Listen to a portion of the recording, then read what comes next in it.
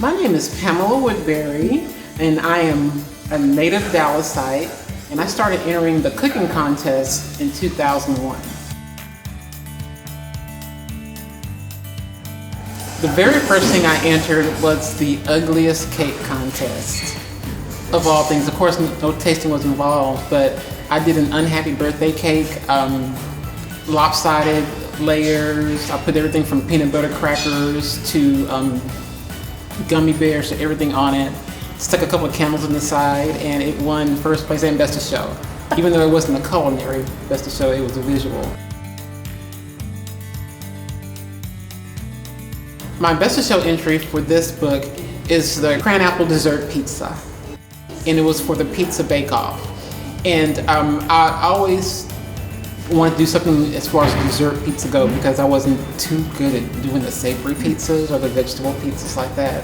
So I said, everybody loves, cranberries with the cinnamon and the nutmeg and good autumn flavors.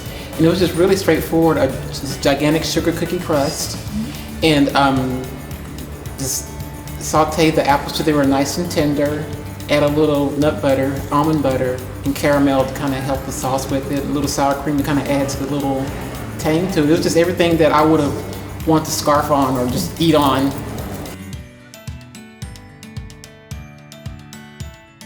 I always try to think outside of the box, more so probably outside of the universe, just something that's quirky, maybe different.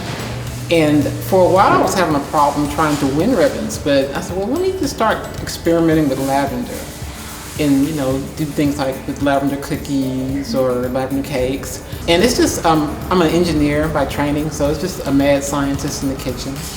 Basically, I look through magazines for trends, of course, to see what's trending, and that always helps as well.